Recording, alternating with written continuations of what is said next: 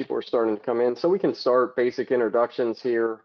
This is section 2. Welcome back. Introduction to force calibration for beginners. If you're new or if you've been doing calibration for a while, there are always things you can pick up in these presentations. Just this morning, I was picking up some things that I was like, God, I better change that. I better do this. Just certain definitions are changing. The VIM is being redone. That's a vocabulary of international metrology. That's where we get all our definitions from. So if you want to see a funny thing on definitions, you can look up the Rockwell encapsulator, where the engineers put together a funny dialogue, funny script for somebody to read. And the guy just does a fantastic job reading it. And all the terms are basically nonsense. They don't make sense to many people. It's an engineering joke for Engineering Week. But if when you're new to this profession or business, terms come at you, and then you start learning things, and then people criticize you because maybe you get the wrong term, maybe you aren't up to date on the latest and greatest. And we'll talk about that today with accuracy and some other things. But that's me. This is my contact. Part of the reason why I show up to work each day, inspire others to make a better measurement. So last week, or 2 weeks ago, we talked about force calibration. We talked about metrological traceability. Today, we're going to dive a little bit deeper into accuracy versus uncertainty. A lot of people that are new confuse them. There are some old systems that are still in place where people are still using, well, how accurate is it? And they're not dealing with measurement uncertainty or the calibration and measurement capability of the lab. We're going to discuss force calibration systems. You're making measurements. You want to buy the right systems. Several people make great systems, so it's important to know what to look for in those systems. Precursor to all of this is plumb, level, square, rigid, low torsion. Those are the 5 things you're going to look for, but we'll go over those in more detail. And lowering measurement risk. That's the whole game of this, right? We want to make the best measurements so we lower risk for the next person or whoever we're calibrating, because the stuff that this equipment that's being used can be used for critical applications, can be used for non-critical applications as well. But most of it, I think the people that are here at this level, that are on this webinar listening or that have started listening to it on YouTube, are making pretty critical force measurements. We're not talking about instruments that we just want to know to plus or minus 5%. Usually we're talking about things we want to know to 0.1% or 0.05% or 0.25%, and in some cases 0.05% or better. So some of the outcomes: participant will be able to have knowledgeable discussions regarding force calibration basics. And let's start with this. The story on this one is I consulted with someone for a while, and I just couldn't get done fast enough with getting everything in their budgets and everything done, because it just, things were not resonating. And that led me to really want to discuss this topic, because when we were consulting, we were putting together uncertainty budgets.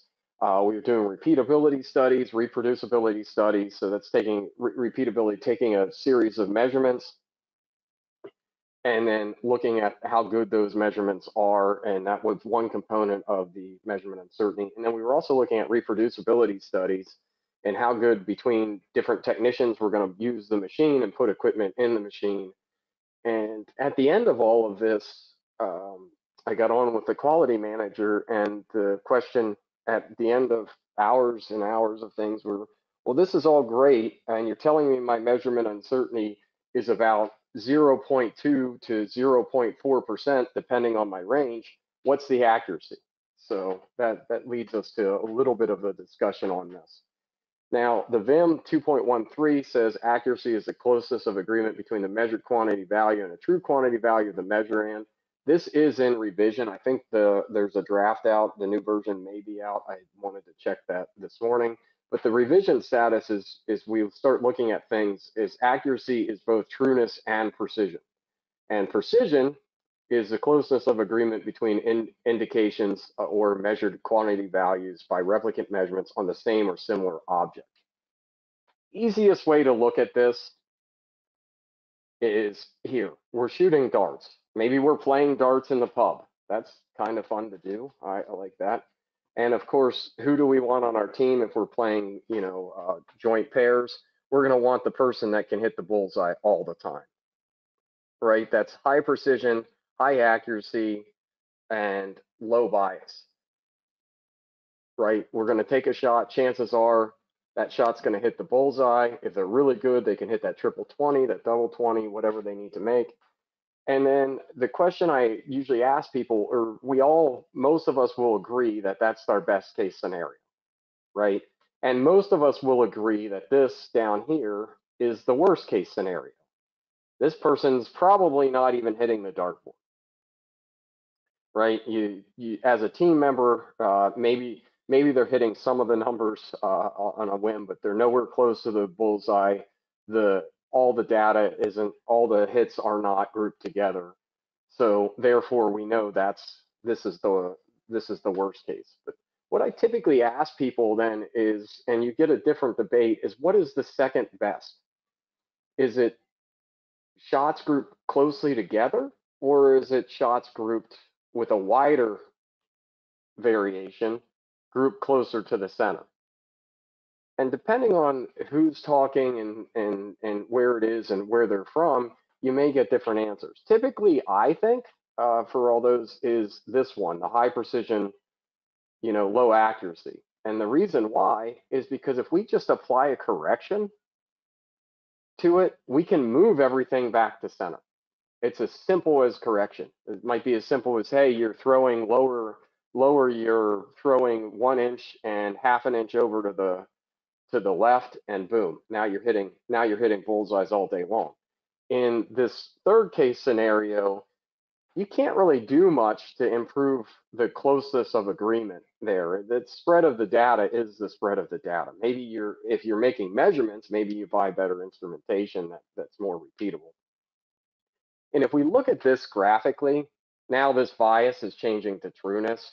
This is one of the fun things, and being in metrology for 20 some years, this has changed all over the place. Introduction to statistics in metrology just changed it to type B uncertainty component, and precision was our type A. I like that definition a lot when we think about things, because that's really what things are, right? We have some type of bias or trueness here. We have our nominal value, and then we have some type of precision. So tells us how that precision tells us how well the unit repeats under a certain condition. We make multiple measurements and the equipment is really good, that precision is going to get really, really small, right? It's the dartboard situation.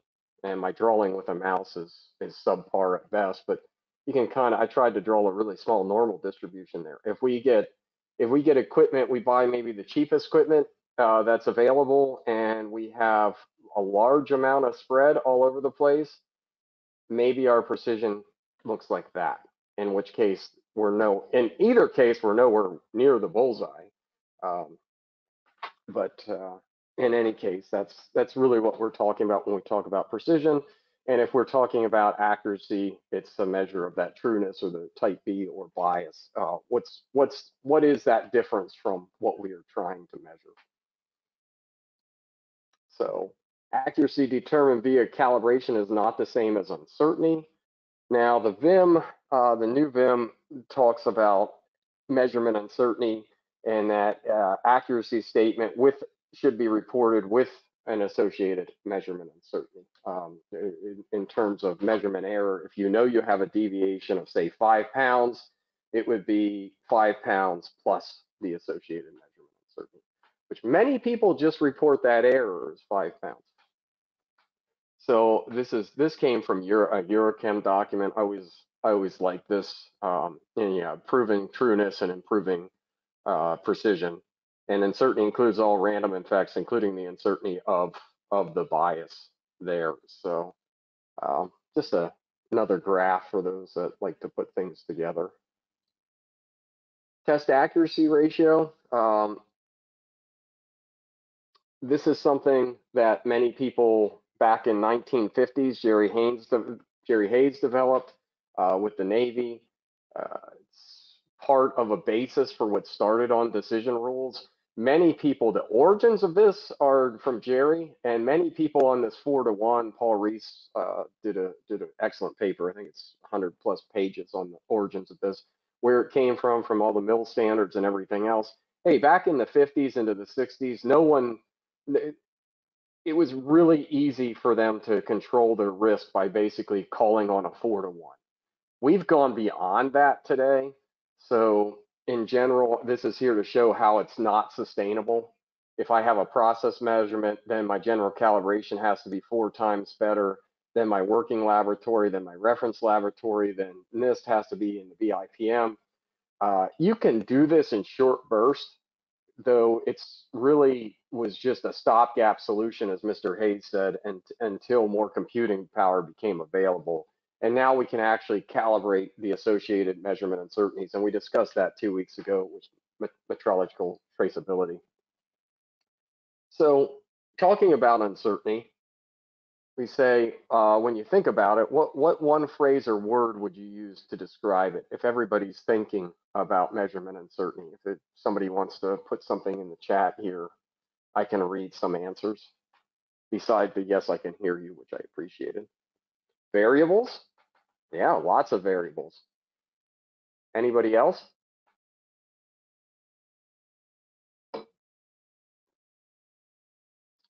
So one thing we often use, it. I like it. It is it, right? It's all things. We have an associated measurement and the associated the uncertainty. The unknown, I love the unknown answer. So unknown is another word for unknown is doubt, right? We can't ever really know something. We can know it really, really well to a lot of decimal places and a percentage, but knowing the actual true value of anything is almost impossible. In fact, I go off on little tangents now and then, but if anybody wanted to look up Rick and Morty, the TV show, if you watch it, there's an episode where Rick makes something that's true level because Morty says something and Rick says you haven't experienced level. So he works and works and works, and when Morty stands on it, he said the world will never be the same. And I'm paraphrasing what he said, but if you check that out, it's a really funny. Morty gets his mind blown. Yeah. So Braden knows it. It's a quite a funny episode, and that scene just on the true level is one of my absolute favorites. But yeah, documented measurement uncertainties are required on the calibration to support metrological traceability. And then the only exception I have here, and I don't like the exception, is when the customer says that to not having the measurement uncertainty reported. UCAS LAB 48 and some of the other documents kind of skirt that one and says that's a no-go anyway. That ISO states when you request a decision rule that you must report the measurement uncertainty. So why is uncertainty important? Well, working with some of my good friends, we were like, doubt's a good word and it's a good definition, but really, let's stress the why, right? Simon Sinek talks about why and stressing the why. But why is it important? It's a robust evaluation of measurement uncertainty, and that helps support metrological traceability and measurement decision risk. It refers to the extent in which measurements can vary and provides an estimate of the confidence in measurement. There's that doubt, right? We're just doing an estimate. How confident are we? How good do we know something? Do we know it to like 0.01? Do we know it to 3 zeros and a 1, 4 zeros and a 1 percentage? Do we know it to just 1%? There's a lot in that whole measurement and process and calculating uncertainty.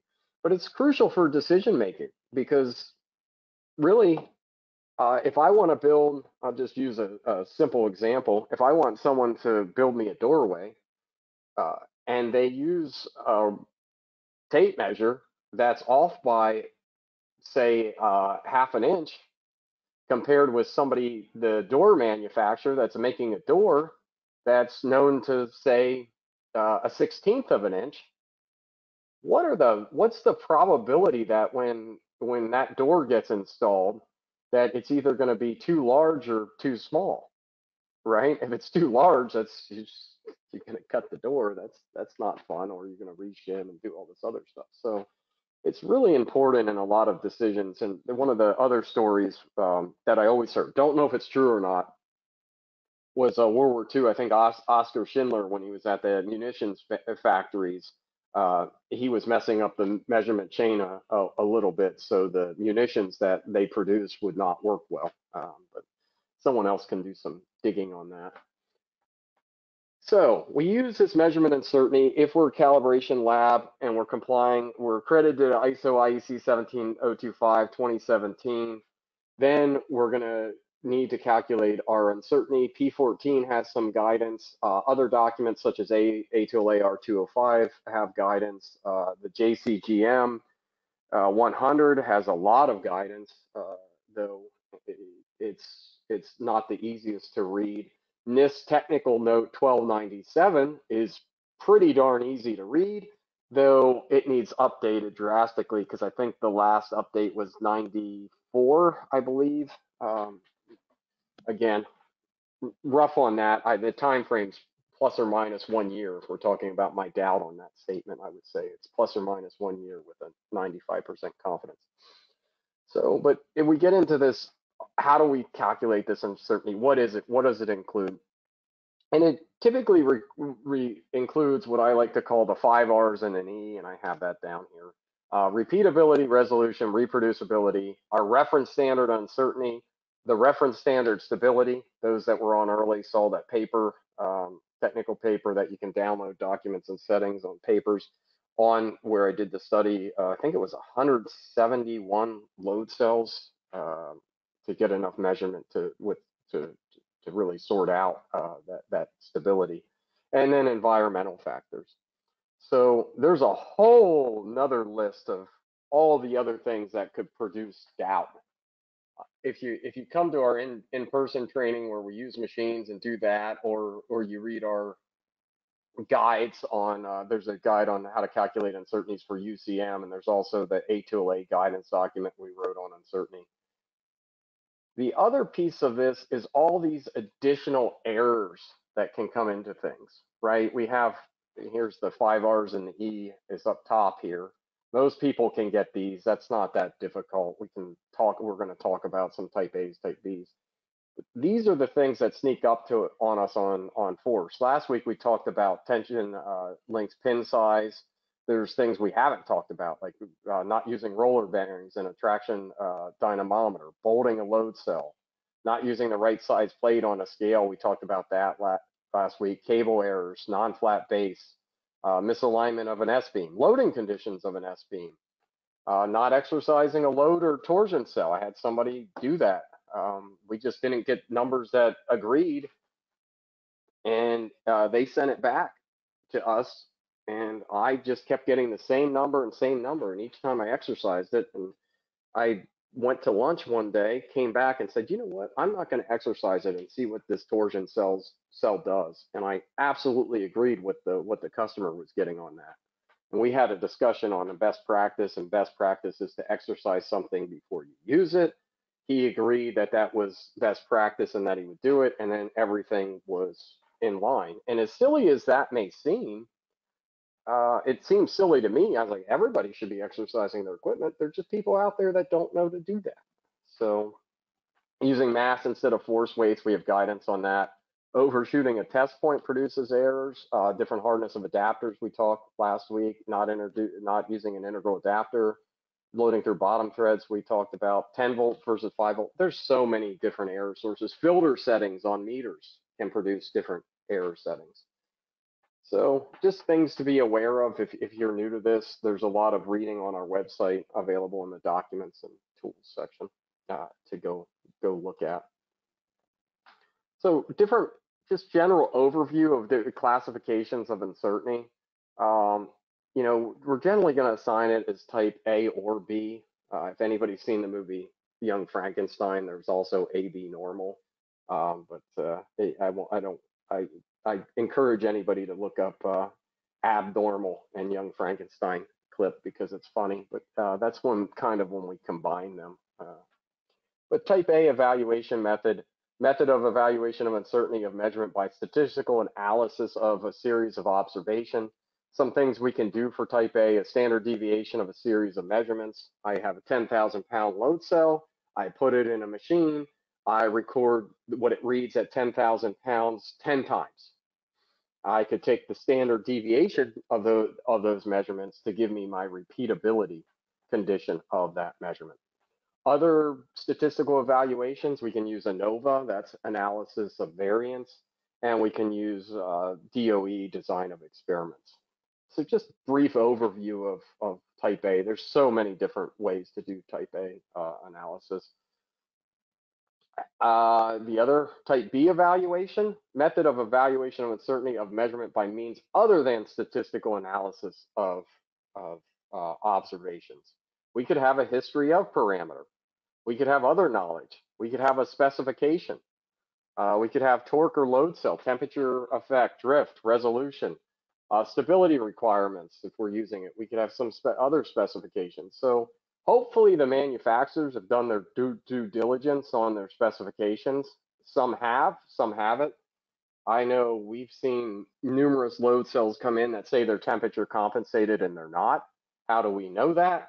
Well, our lab stays at a pretty much 23 degrees plus or minus half a degree C. But if I bring a long time ago when I would look at some of these load cells, I would bring them in when they were cold.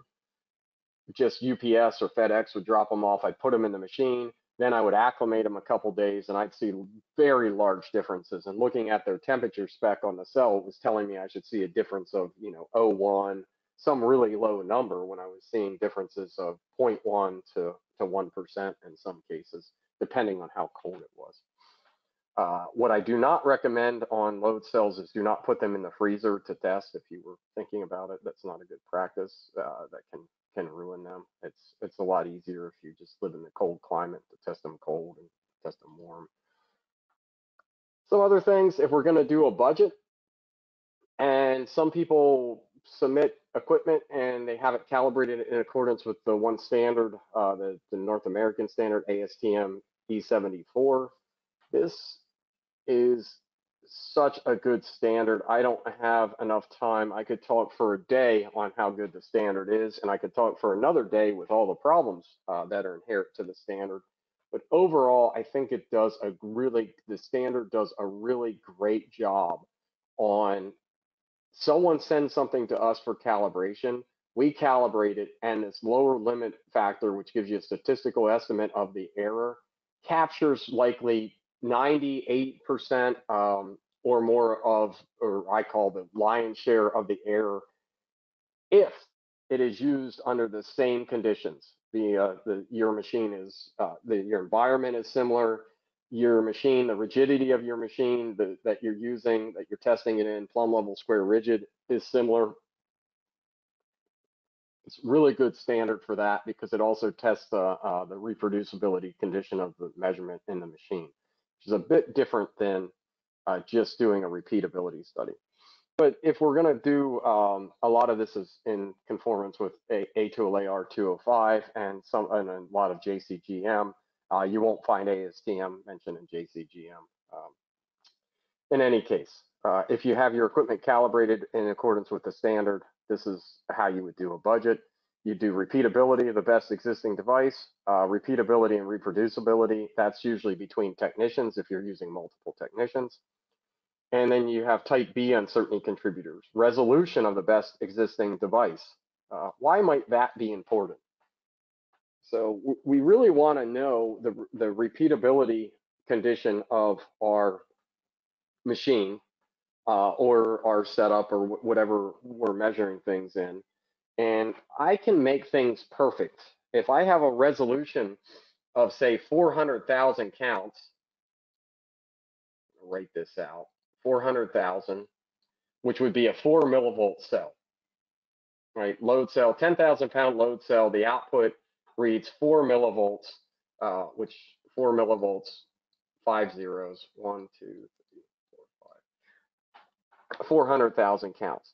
If I only choose to read to the third decimal place, I'm probably going to have perfect repeatability.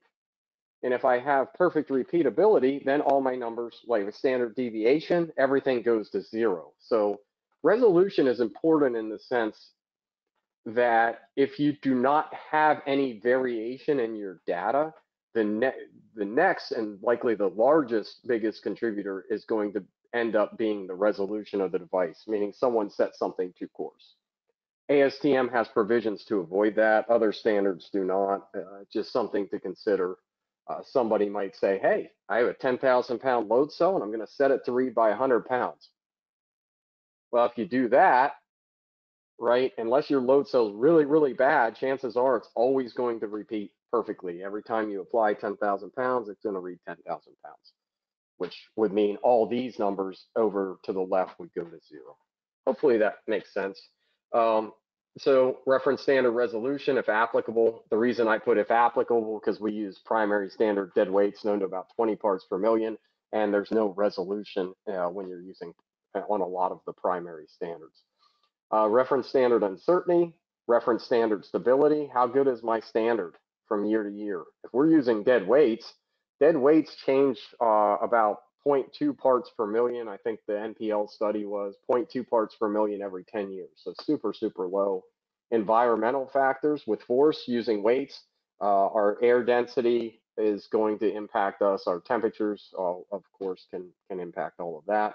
And then other error sources is a nice thing to encompass whatever else we may be missing, because there's a lot out there once you start chasing it all. Okay, so there's a note here that says do not use SEB, nonlinearity, and hysteresis as they are not appropriate. They might be appropriate for you if you're doing a budget, but if you do have or have your calibrations performed in accordance with the E70 by following E74, these additional contributors from the specification sheet are not appropriate, because ASTM calibration supplies a calibration curve in which it removes a lot of the nonlinearity, hysteresis, and static error band. So if you're not calibrating in accordance with E74, then a substitution here, instead of ASTM, substituting nonlinearity, substituting hysteresis may be more than appropriate. Our force calibration guidance has all of that.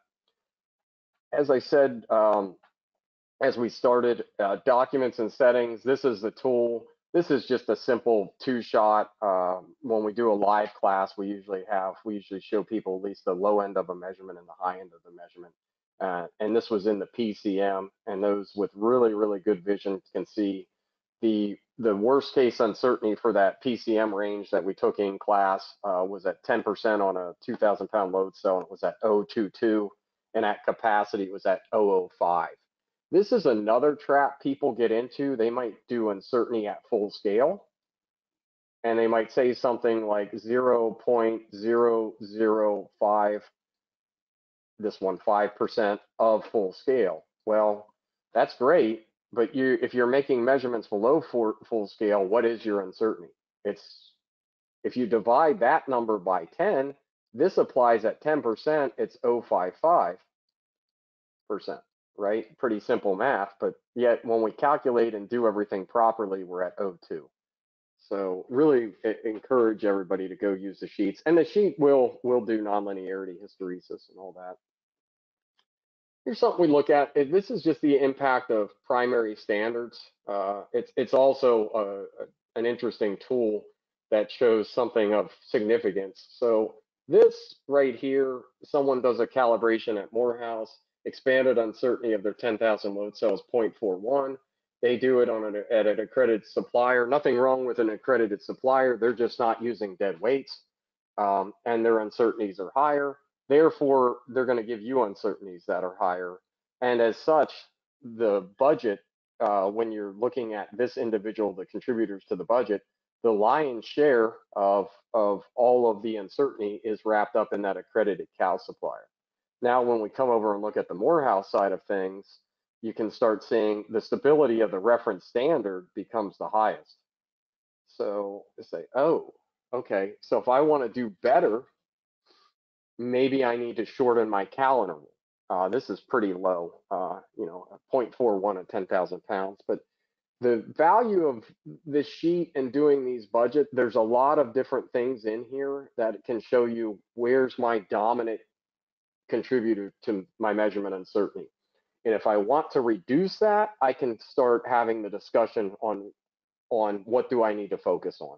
If my cal interval is 18 months and I want to get lower, and this is our value, we would assume that we could cut the stability down if we shorten that interval. So you can see 10 times lower. So question for the chat, and we already answered it, so it's just a recap of this. Is what is that second best scenario here? Making sure everybody's paying attention. We have our ideal, and then we have A or B. We know C is not the answer.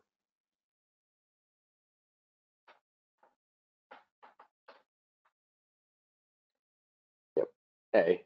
Yep, A is our best scenario. Great, thank you. So systems. Hopefully there'll be a good takeaway for everybody here. If you're looking to make your system better, or if you're looking to have some additional information on E74, as I started to talk about it, and I really do love the standard. I mentioned that we calibrate, a lot of our calibrations are done with dead weight. So the definition of dead weight for E74 is a force applied directly without intervening mechanisms such as levers, hydraulic multipliers, or the like, whose mass has been determined by comparison with reference standards traceable to national standards of mass.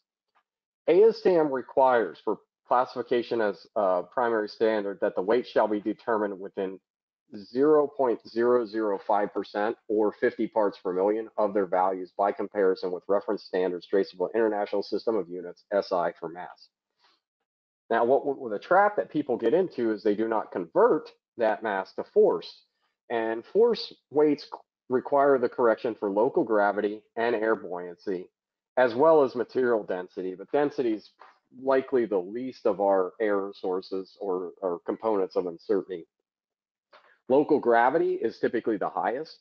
Air buoyancy, if you're just using the standard number of 0.001 or 0.0012, there's probably some corrections unless you're at two places on the planet where force and mass are the same. Our mass guidance document talks about that in more detail. And then the buoyancy correction, NBS monograph, I believe 33 is the best source for that. We actually charted 20,000 readings in our lab. The NBS monograph says the average this document was in the 70s, so just release it. The average air density is about 0.00118 milligrams of mercury per centimeter cubed. And that's what the monograph says. When we measured and took 27 or about 20,000 samples in our lab, we got this number, which is about the impact on the weights between the NIST monograph and the number that we got was about 0.5 parts per million, so about a half a part per million. Just really impressive what was done in that document. And there's a lot of different areas in it, so it's free. You just type in NBS monograph 33, I believe, if you're looking for your air density. But weights must be adjusted within 005. We adjust all of ours to better than 002. If somebody buys a machine from us, we typically adjust them better than or have NIST or Tromner or Hoyser or Rice, which is now Rice Lake, or the state, depending on where you want to go. We have very good accredited labs that would send these out to and adjust the weights to better than 10 parts per million. And then the ASTM says, hey, weight shall be made of rolled forge or cast metal adjustment cavities. So how do you, when you make weights, you need to really engineer the material and know your density. So the people machining the weights can make them close. And then the final thing is to have threaded plugs or suitable seals where the lab that's performing the calibration can also do the adjustment to the target mass, which then the target mass is calculated so that the weight at your location will produce the appropriate force. And stainless steel is preferred. Standard talks about secondary standards. Those are real easy to define. It's an instrument or mechanism the caliber which has been established in comparison by primary standards. So we're kind of building a pyramid here, which I'll show you in a little bit later. And then just different tiers. Here's dead weight. This is an automated dead weight machine we have. It's typically they go out the door better than 0.0016, 16 parts per million. Secondary machine, hey, same as what I said before, a little different on the, if you just look at these numbers, over 10 times, these usually go out. I showed an example where the 200-pound point was at 0.22%, and the capacity point was at 0.05%. These typically, somebody typically will achieve between 0.2 and 0.04%. Different tiers. Here we go with a BCM machine. This machine's not as good as the PCM. The control's not as good. With load cell, these typically vary from 0.25 to 0.5 of applied force, just dependent on what you're using, what you need to use with it. This BCM, to clarify, this machine's typically around, this machine here, you can make measurements typically around 0.5. This machine here, here's a load cell and a testing machine, typically around 0.5%. You can be better. These aren't all set in stone. Some are better, some are worse. It depends on a lot of different conditions, but these are just average. They're very good testing machines that people are using as standards that can achieve 10 times better than 0.5. The way ASTM was built, pretty interesting. The history of the standard from it was combined with E4. People needed to calibrate testing machines, and the standard was, I think the earliest revision of this standard that I have is like sometime in the 30s. Really interesting how it works, but they just build out test accuracy ratios to kind of control the risk with formulas to calculate reproducibility. But if we look at this, the guidelines basically say primary are required to calibrate secondary, and then they do things such as that lower limit factor, the statistical estimate error, they multiply that by 2,000 to determine the first applicable force point for the secondary standard, which then that forces people to maintain a ratio of 5:1. And then the end result here is 4:1. Now, earlier I said that test accuracy ratio and how it doesn't work. This is very contained. We do not do any measure. Well, people use the testing machine to typically break instruments. But if you're calibrating in accordance with the standard, this is as far as it goes. Primary standard, secondary working, testing machine, you're done. There's no further dissemination of measurement. There's nothing else. The standard controls the risk very well. If people are using the device, how it was calibrated with the same adapters, and the equipment has these characteristics. So you want to buy force equipment, or you want to design force equipment, it should have these characteristics. The equipment should be plumb, should be level, square, rigid, and free of torsion.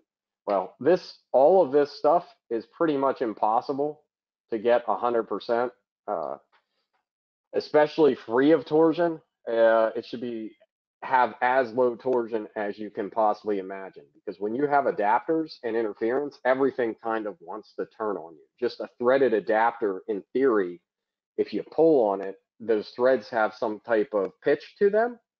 Not all do, they're special threads, I know. But most of them have some type of pitch where it wants to pull away. So, plumb, exactly true or vertical, and there we have our automated cal machine. In the machine, the weights hang in a vertical direction, and if they are out of plumb, they will introduce misalignment through the vertical line of force.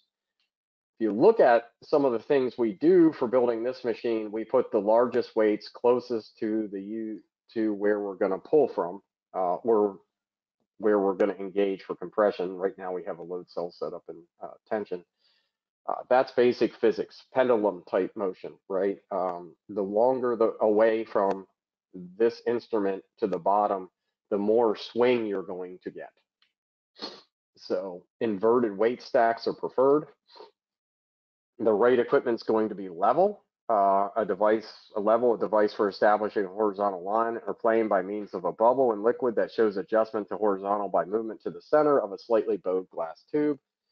Look, you can use a machinist level. These feet, you can tweak things in with those feet really easily on these machines. Most of them come with a bubble level, but machinist level will get you even better. Square. Force machines about having 4 right angles. So we want to look for these right angles. You can see them in this. You can see them in almost any machine that we have. And then this is a benchtop machine, 4 right angles. That just helps reduce misalignment. There's a lot of these things could be a full webinar on their own about rigidity. This one's super important. We're talking about something that's not flexible. Everything moves. I mean, everything deflects. As soon as we apply a force to this scale or to this table, it's going to move. As soon as you push on something, if you're at a desk, you push on your desk. Ted Dory at NIST used to say everything's yellow. If you can measure it, which you probably can't, I know some people were probably there, but if you just push on something, you're deforming it. You're not going to see it. More than likely. Hopefully you have a sturdy enough desk, but that's going to happen. So the more rigid we can make the machines, there's a cost consequence, right? Because we don't want to use too much material because then you're not going to be able to lift it. You're not going to be able to transport it.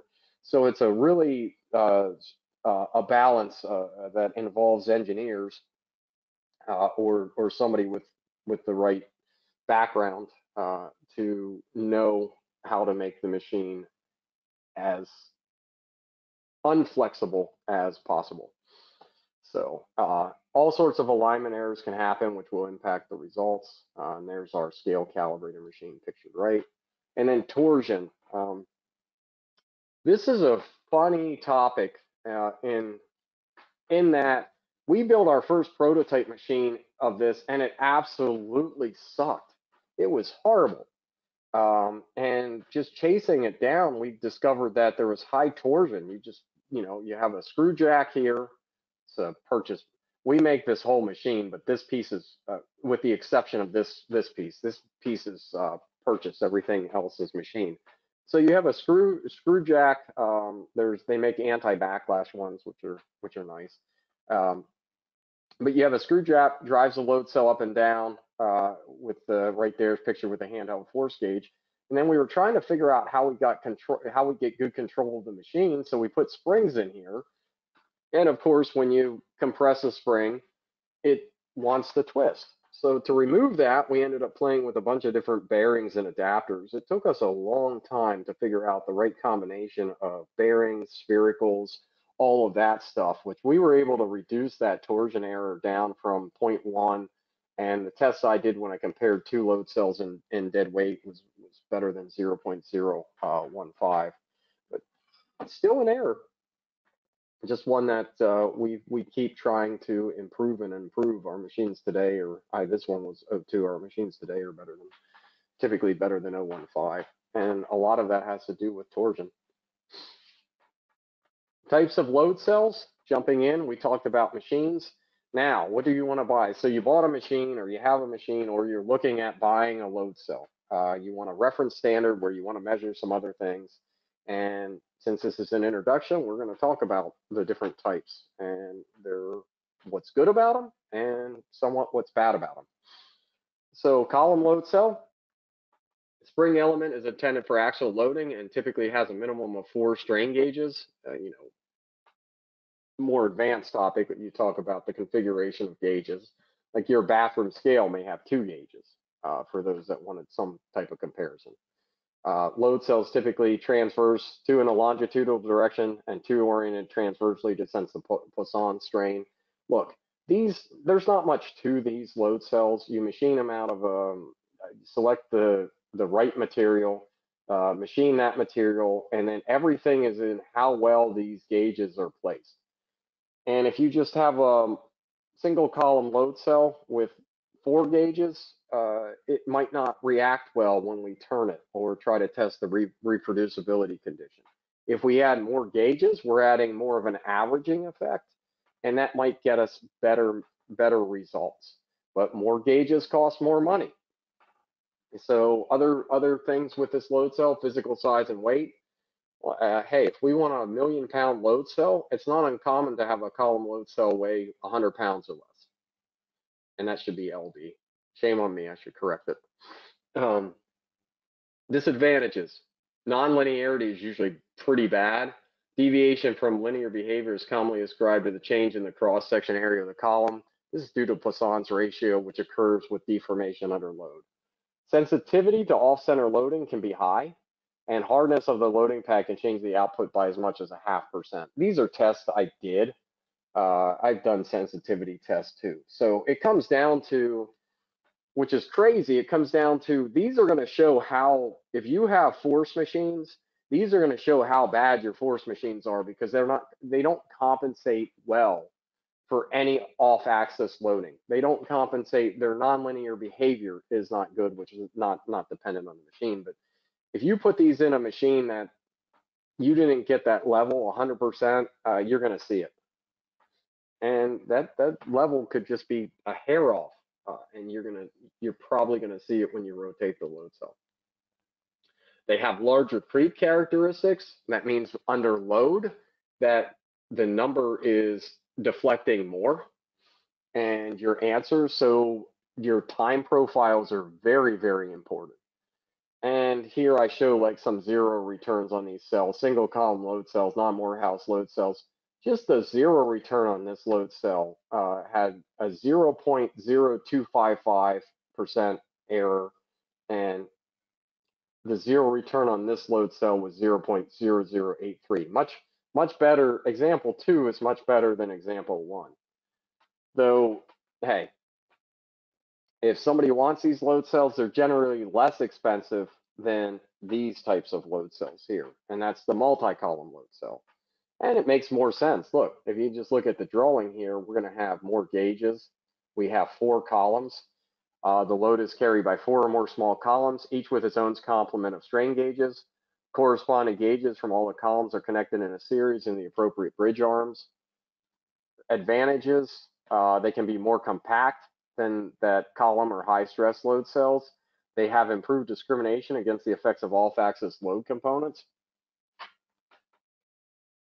Typically have less creep and better zero return than single column load cells. Easier said than done. I mean, there's a lot I'm skipping over in the actual gauging, placement of gauging and design. But in many cases, a properly designed shear web spring element can offer greater output, better linearity, lower hysteresis, and faster response. And that same zero test here, look at the magnitude of difference. We are now at 0.0003, 3 parts per million, compared with several, what did we have before? The 0.1 and then 0.08. So a very significant difference. Of course, this load cell is a bit more expensive. And why is it expensive? Because there's more gauges, more design time, harder to machine.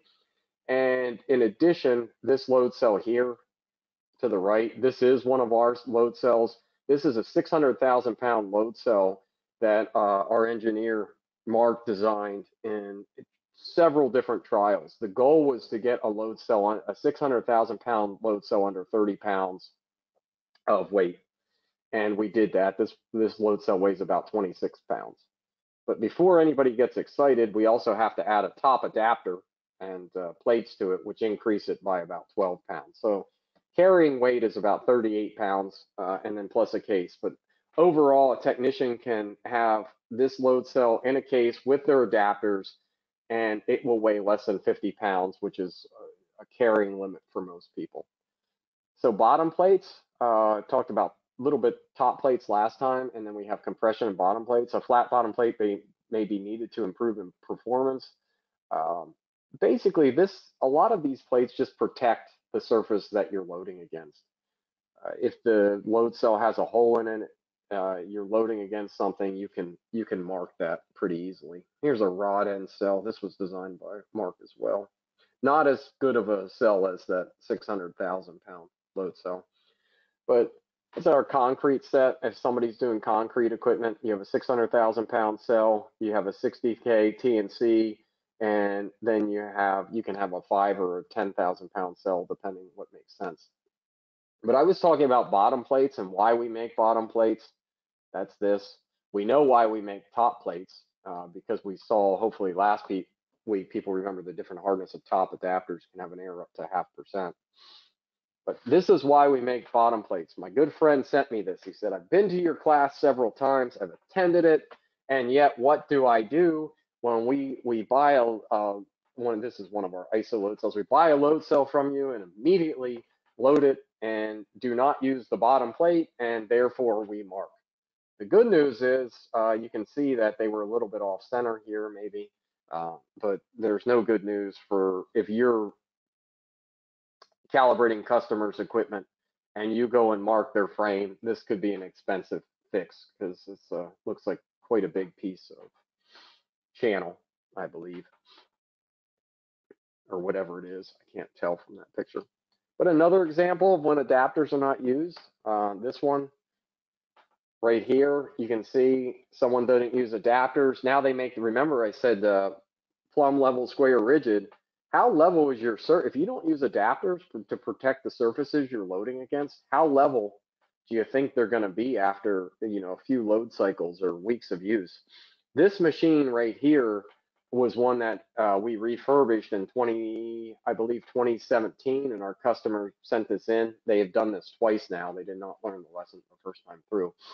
But you can say things on this one, how to guarantee your customers find a new vendor, evidence of first-time calibration. I can say, hey, go do this all day long. We like recurring revenue, but in actuality, we do not. I'd rather people use the right adapters and not have this, because all the bad measurements or all the potential errors that they may not have captured over those years from this not being level is one of those things that would keep me up at night.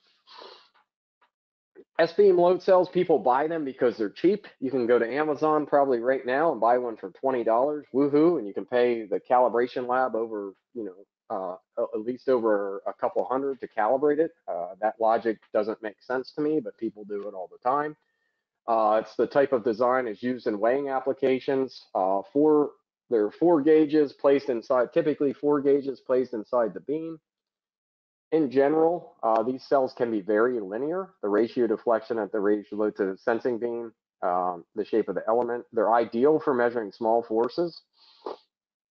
They might be ideal to mount in place. A lot of creep rupture machines, I believe, and other machines use S-beams off to the side. They're fine. If they're mounted in place, not moved, they can make decent measurements. They're very sensitive to off-axis loading. As I said, you can put them in scales or tension applications and do okay. Compression output will be different if the cell is loaded through the threads versus flat. So I start showing different pictures as we talk about S-beams. Anything look different between these two pictures? I like the comment here. We all have done this. Yeah. Anybody look, any technician is going to overload a load cell. Anybody is going to do something wrong. It's having those procedures, having that knowledge dump. It's so difficult to dump all this knowledge to people. I've been doing it for 20 some years, right? And I really feel the first 10 years was super learning mode. And then the last 15 has been super accelerated learning mode, because I'm not just in the calibration lab. I'm looking at decision rules, looking at the math, looking at the engineering, the design aspects, everything else behind it. But when you're first starting, it's just important to get those basics right. Use the machines that are plumb, level, square, rigid, and pay attention to alignment, adapters, and loading conditions, right? Right equipment, right process. So does anything look different? It's really hard to tell. This is one of the worst S-beams I've had the displeasure or pleasure of testing, because I learned a lot from it. Output in the machine, aligned in our machine. I used Photoshop and did the best I could to draw that green line. If we look at this, the output in our machine and misaligned, just slightly misaligned. Now, not all S-beams are this way. This one was just atrociously bad. It was purchased from China.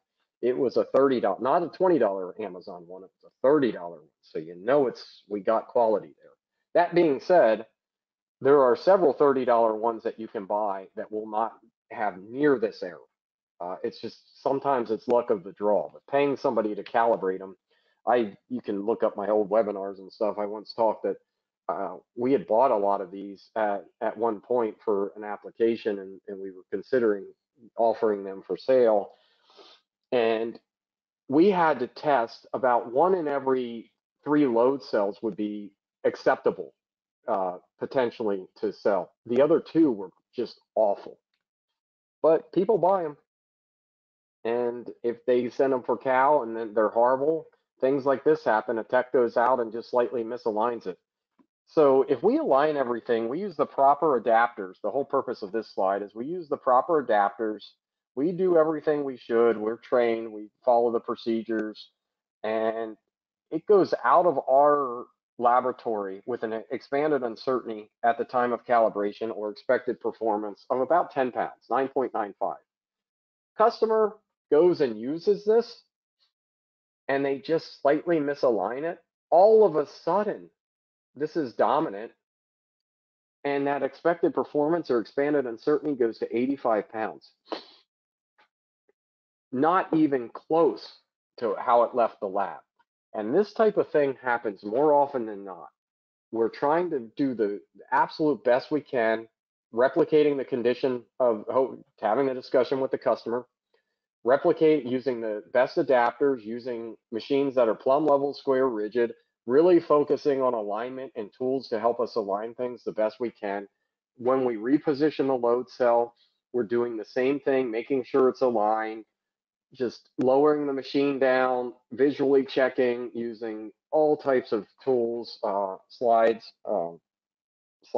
scales, all types of different tools that we have.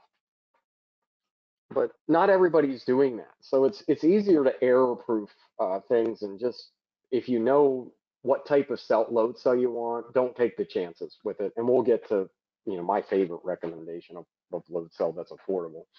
But here's the S-beam loading conditions. There are four, an S-beam has two flat sides and two holes in it, so thus there's four ways to load it. You can load it thread loaded, which means loose both ends. This picture you can't see as well as I would like it to be seen.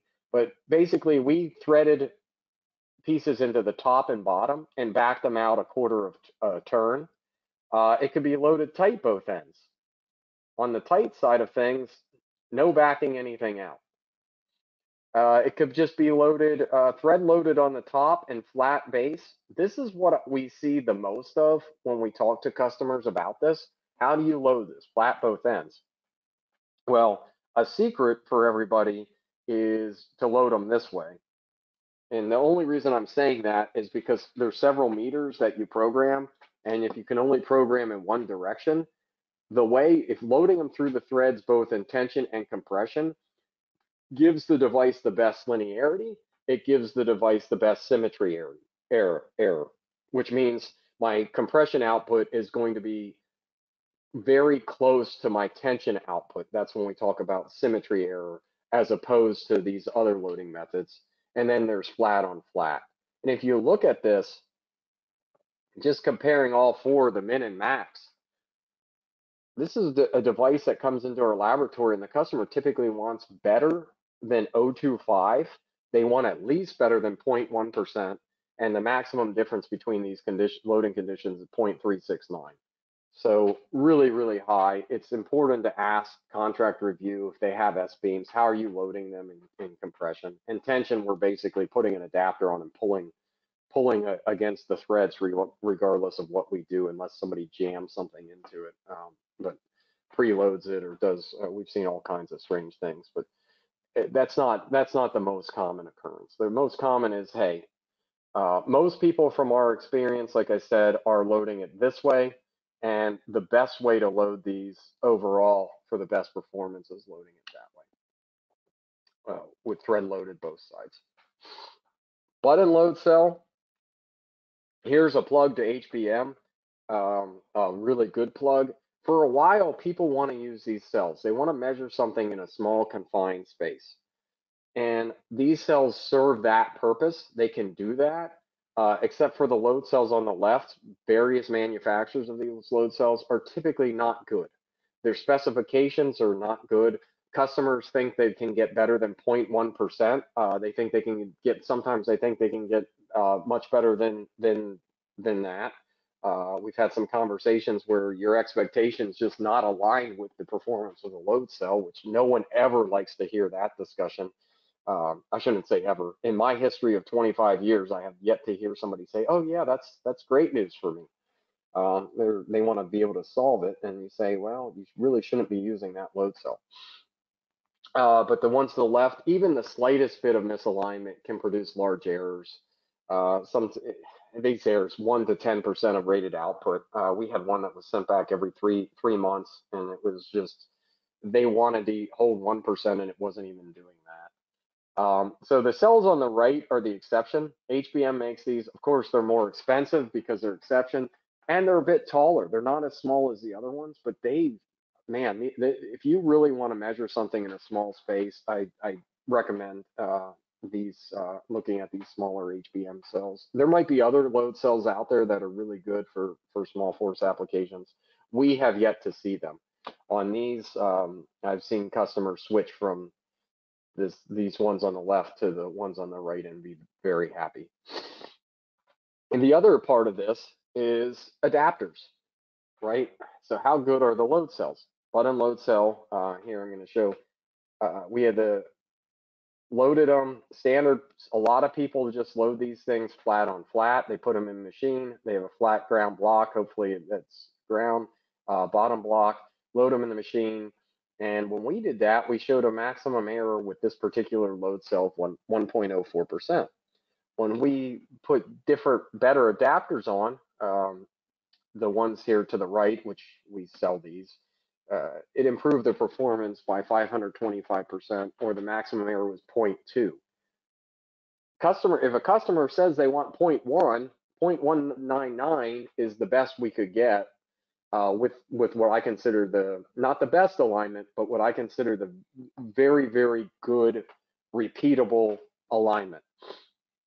Best alignment would take you, go to the nth degree. There's always some sort of error somewhere, person or, depending what you use to center. Any case, what was interesting is the average. If you look at the average, 2008.66 versus 2008, average of both the data sets are the same, which leads us to the one lesson here is that averages hide extremes, because the data on the right shows a max deviation of 4, and the data on the left shows max deviation of 21. Button and washer cells, these are adapters we make. There's some people call these donut cells because they look like donuts. Homer Simpson wants to eat them. But yeah, the adapters improve the performance. If you're stuck having to calibrate these for customers, I highly recommend purchasing adapters. The downside of the adapters is that, of course, every manufacturer decided to make this piece different and the width of the load cell different. So instead of just having maybe one adapter for a 5,000-pound button load cell, you end up having maybe combination of 10 or more. Sometimes you can use the same base and then you need to use a different top. It's just why we don't have standardization. It's beyond me, but we're not going to solve that one today. Now my favorite load cells, whether they're this type of shear web load cell or a budget shear web load cells, both are the designs and the way they're machined are different, the way they're gauged are different, but they both work really well. They both have very low creep and are not sensitive to off-axis loading. And when I said it's affordable, the affordable line would be the budget line. And these load cells, love these load cells. The caveat to them is after 100,000 pounds, the weight of the cell makes it very difficult to use as a field standard. So the 100,000-pound version of this cell weighs 57 pounds, and the 200,000 shear web weighs over 140. That being said, a 50-pounder, 20-some pounds, a 10-pounder, I don't remember off the top of my head. I think 5, 6 pounds, a 1,000-pounder, couple pounds. they don't weigh much at the lower capacities, but carting around the 100,000 pound load cell 57 pounds is not ideal for many. If you use it as a reference standard, it's fine, no problem. So here, same test, zero return after 30 seconds, 12 parts per million, 0.0012. Not as good as the column load cell, but this load cell's performance and rotation is just fantastic. The ability for technicians to misalign things or mess up a calibration is drastically decreased. Shown here. I have a YouTube video. It's kind of painful to watch because it's old, but S-beam about 0.75% with slight misalignment. Here, I don't think any technician's going to do this. I recant that statement. I think technicians may do this, but it's very apparent that it's not aligned properly when you look at the one that's aligned versus the other. This is way off. When in the video you can see the yoke of the machine coming down and things tipping, and it just doesn't look. I don't recommend doing this because it's not safe, but we absolutely misaligned it and showed that the error was contained. And the side load sensitivity spec on, or off center loading spec on these load cells and on the specification sheet is really, really low. So hopefully that gives people some idea of a load cell. That being said, I'm going to ask if anybody has any questions on load.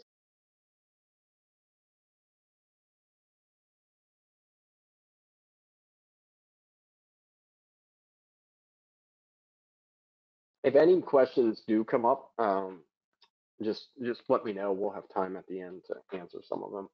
Okay, so hopefully we've got our equipment out of the way. Now we're on to indicators, which is kind of fun in its own sense, depending what you want.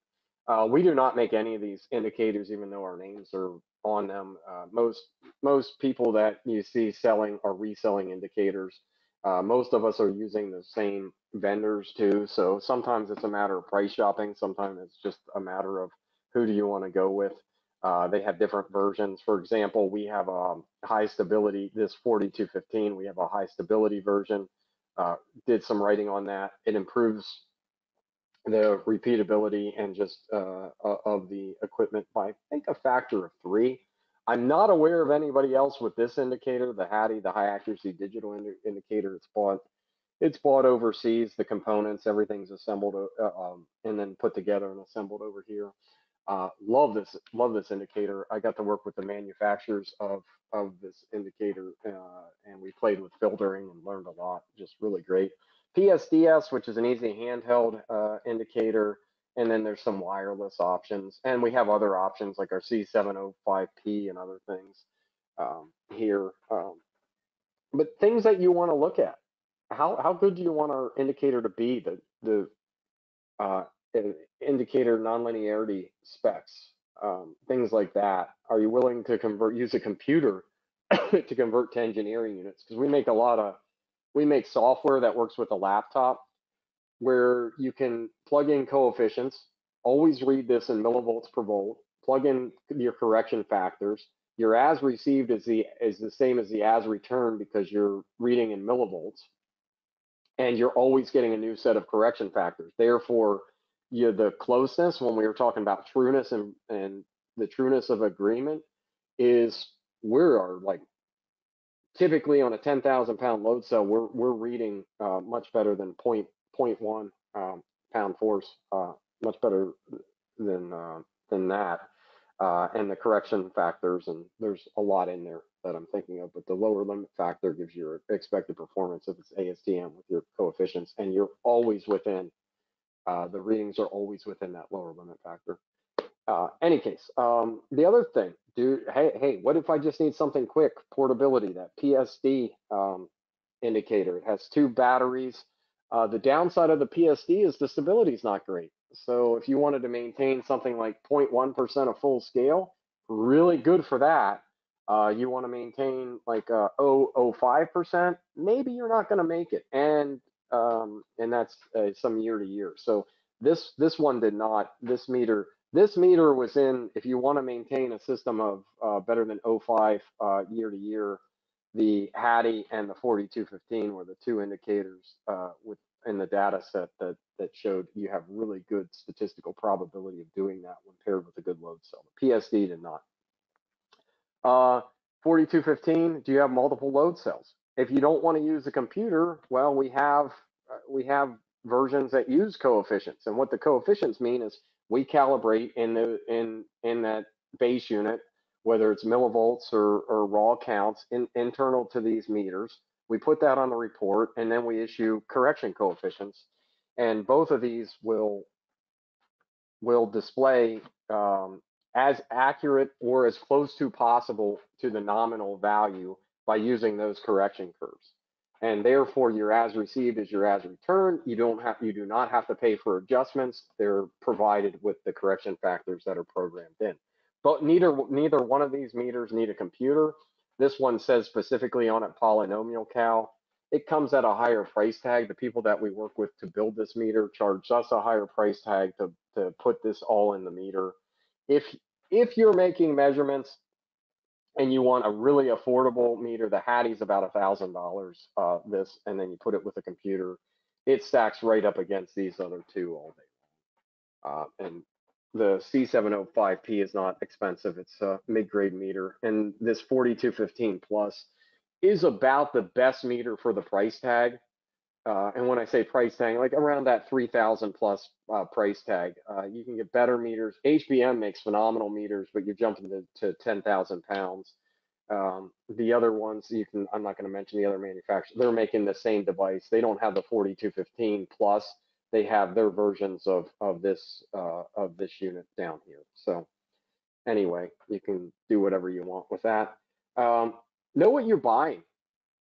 This is new. I've had fun playing with this. I had fun making an Excel spreadsheet where we basically said, hey, what if I have a meter like the PSD? What if I have a meter that has a 2-point span and I have a load cell and I want to program things in? I actually physically did this test, and I wrote a paper converting millivolt per volt signal into engineering units. We can share that paper, or I can show you at the end of it where that is.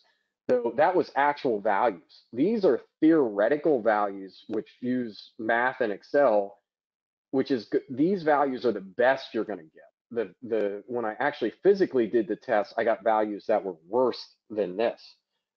So the Excel sheet helps us, and how it helps us is if I'm going to program a 2-channel meter, the 4 columns here are I'm programming a slope function where I'm using all of the data points to capture a y equals slope, simply y equals mx plus b first order equation. And I'm saying, okay, if I do that, how good can this be? And these are error per points.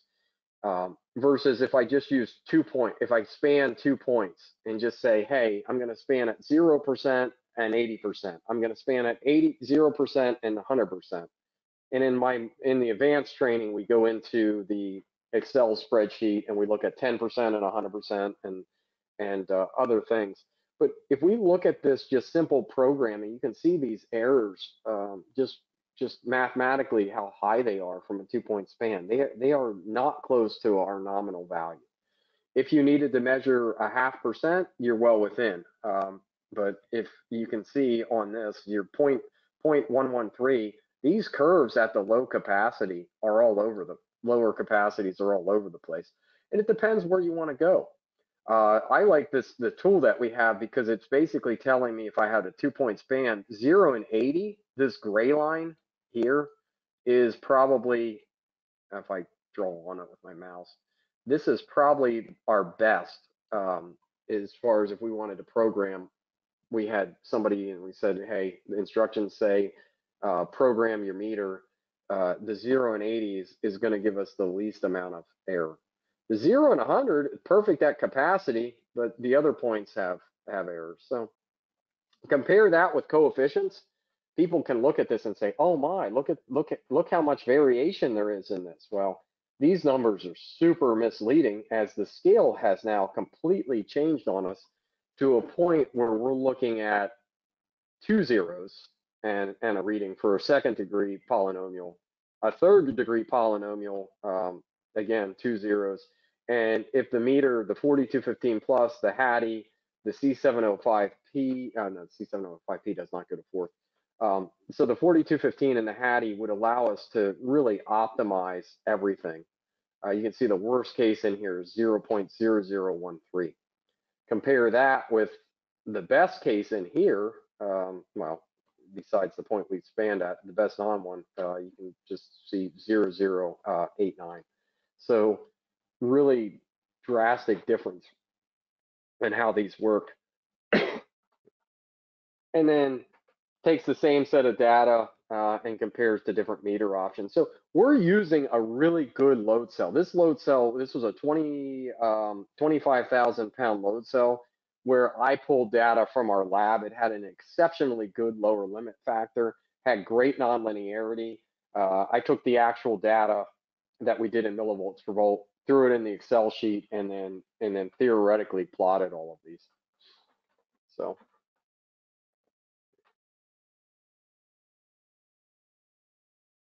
Okay, so I did it. Why do you make the AF to D sense wire jump with the Morehouse standards in-house? Why don't you guys connect all 6 wires there?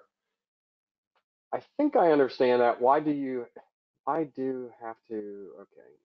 Why do you have to make the AF to DE? Oh, okay. Jump with armor in it. Yeah, sense and wiring for sense, that's a good question. Any meter can be wired for sense. If we have a connector, thank you for, if I can draw again, if we have a connector here, and this is our load cell connector, right? I have 6 pins on here.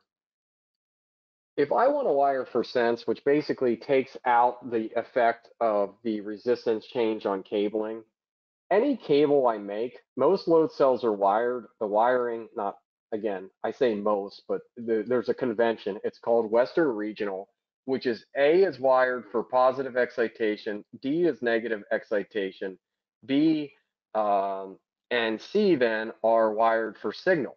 Some manufacturers will just basically on the back of this connector, they will wire, they will jump A to F, and they will jump A to D.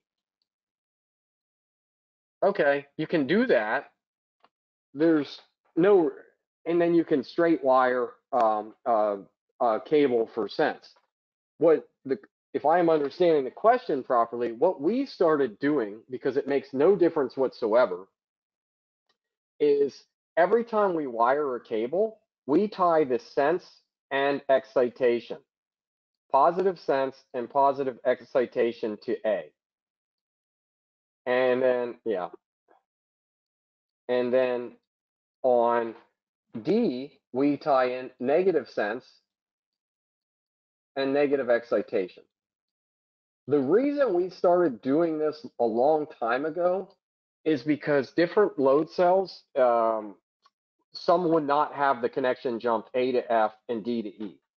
And then you're dealing with a cable that if you hook it up to the 4215, the meter will not work.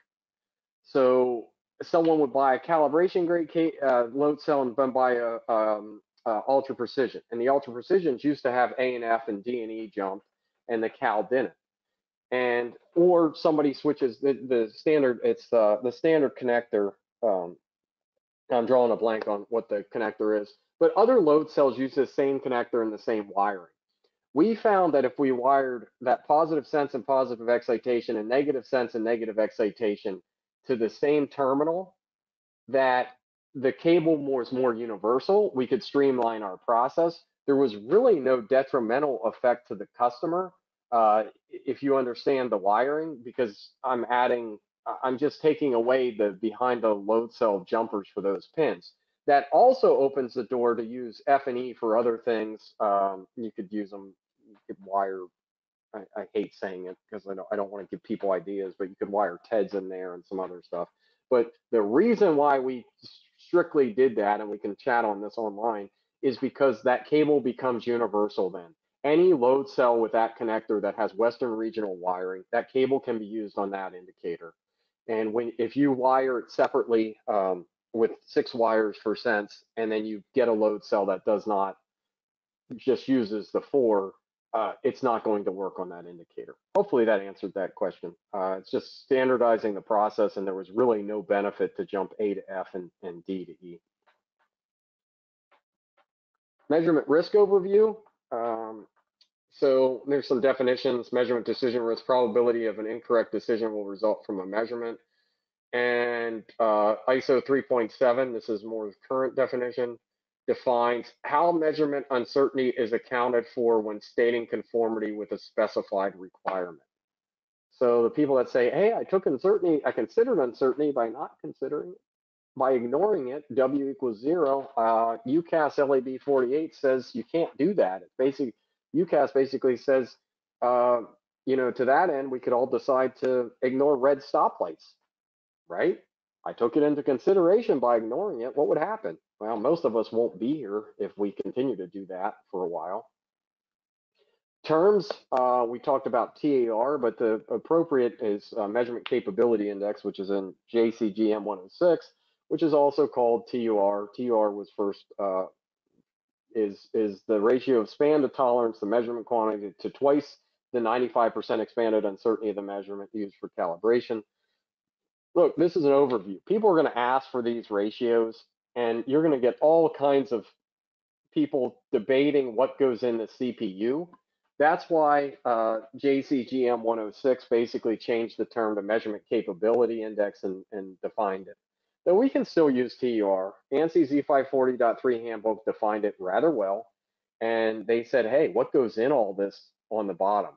They said, hey, we started talking today about our calibration and measurement capability, resolution of our unit under test, the repeatability of our unit under test, and then they have a lot of other things: process error, non-correctable influences, error in measurement source, operator error in correction factors, environmental influences, at which point I just put in a other, right? If you know your errors, you can account for them in that denominator. This is it comes from the ANSI Z540.3 handbook, and it's the most complete definition of TUR that I've seen. So if we're looking at TUR and calculating TUR, like I said, we have our UUT tolerance to calibration process uncertainty. We can start looking at this on different devices. 10,000 pound device, we want to look at these ratios, TUR ratios, 22 to 1. If we use a typical force lab and we're not using primary standards, you might get a 1 to 1. Now, hey, you can look, 0.05 is what we're shooting for. If it's 0.1, then we get we're likely going to get a 2 to 1 down here and a 44 to 1. So it's just different. You got to look at 1 to 1 TURs are risky. Equipment used for measurement shall be capable of achieving their measurement uncertainty to provide a valuable. So if we look at this graphically, look, it's so easy visually. You have really low TURs. You have more room to be in tolerance. Up here, you don't have any room whatsoever. Everything's swamping it. Your measurement risk. To call something intolerance here, if you want a risk less than 5%, you have hardly any room to be in tolerance and say it passes. This example is 10,000 pounds being applied to it, and 10,000 pounds applied, 10,000 pounds read. What if we move that location of the measurement? So here, the still risk over here with the dead weights and the high TUR is 0, whereas over here, if we move that location of the measurement, we get 34.47% risk. So some people go by tolerance limits, right? And they don't consider the measurement uncertainty. And in this case, the lab to the right says, hey, it's in tolerance, right? Our specification is plus or minus 5 pounds. We measured 10,004. It's in tolerance, right? But if we calculate our risk using a specific risk model, it's our risk is 34.47. Well, what does that mean? That means there's a 34.47 chance that we're saying the instrument is good when it's actually bad. If somebody came to you and said, this plane that you're going to get on, there's a 34.47% chance that you're not going to land, would you still get on the plane? So the easiest thing I can say about TURs, the larger the TUR, the more room you have. Here you can get out, put lawn chairs, have a party, put your cooler out, throw the football around, do all kinds of things. Here, small TUR, you can barely get out of your car if you don't knock the person beside you. If you're in the east and it's a winter month, you're probably going to get dirt all over your slacks, pants, blouse, whatever, because you're going to have to shimmy and hopefully not knock the car and not get dirt or even touch the car to get dirt all over you. The things that people should know, brief overview to lessen their measurement risk is knowing the right requirements, choosing the right equipment, and have the right process. So today we really hammered on the right equipment, right? Um, the equipment that's plumb level square rigid, talked about load cells, talked about meters, talked about everything else. But you also need to understand the requirements.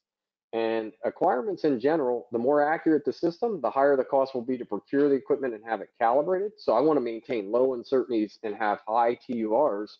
It's probably going to be a lot more expensive than if I have high uncertainties and high TURs, right? I can go to, there's more labs that play in the space that can be my potential vendor, if I don't need that type of uncertainty, the lower uncertainty. But the lower uncertainty helps mitigate and lower our risk. So if the requirement is 0.1% of applied and the stability is 0.2% over a year period, the device would not, this is something people do all the time. They claim some accuracy and then every year it's adjusted and they don't adjust their specification. So what happens if we don't know? If we don't follow?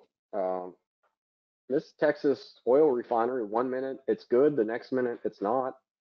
So distillation tower and attached flow drum overfilled. 7,600 gallons of flammable liquid was released. Liquid united by a diesel truck. Guess what happens next? It blows up. Right? Cost cutting. If we do a full investigation, BP acquired a Texas refinery when it merged with Amoco in '99. There's lots of reports on this. It's BP Group ordered an across the budget 25% cut in spending in the refineries, right? We're going to maximize profit. We're going to do this. So we have root causes of cost cutting, production pressures, and failure to invest, lack of preventative maintenance and safety training, procedural workarounds to compensate for deteriorating equipment. So this is, the liquid level here was actually rising when the gauge said it was falling. There's the workarounds. They had visual cues. They had equipment. You can date this back to like a 1975 outdated calibration certificate that they probably could have fixed the problem for under $1,000. I used to say 500, but now we have inflation, right? The cost, not spending, say, a couple thousand. Let's give them the benefit of the doubt. We have equipment. It needs to be calibrated. We might even need to upgrade the equipment. What happens? A couple $1,000 we did not spend. There's probably some other costs. Let's give them all the benefit. 10 grand we didn't spend to fix our problem. 15 deaths. People won't come back. 180 injured. Well, unless some religions you think they do, but we won't get into that. Over $2 billion, including lawsuits. So I think 2 billion is a bigger number than 10,000, but I'll have to double check my math. So choosing the right equipment. Hey, we talked about this to extent. It's about bias and other things. People can go back on the slides. I know our time here, and I have about 5 more minutes, and I want to get to some questions. Right? You can use this load cell with this meter. Not the greatest equipment in the world, but it's going to be very, very, very good.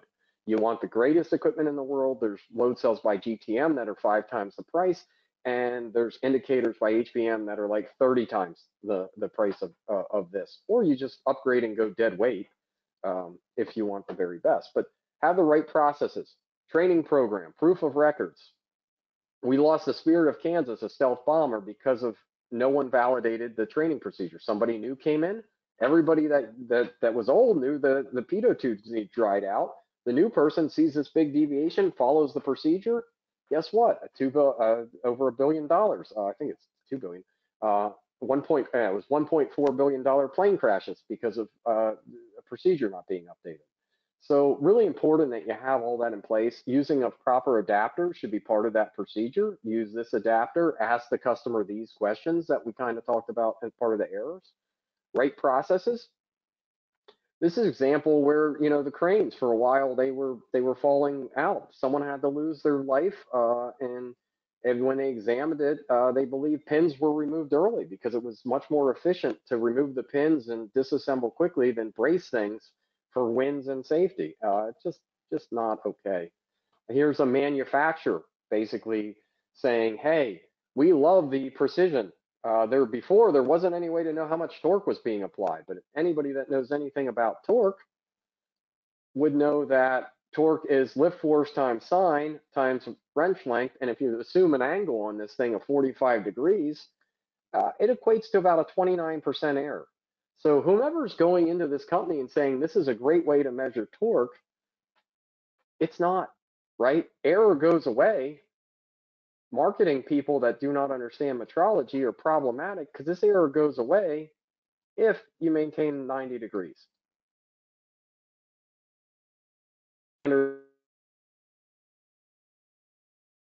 Basically says verified range of forces shall not include forces outside of calibration. That defined by 400 times the resolution.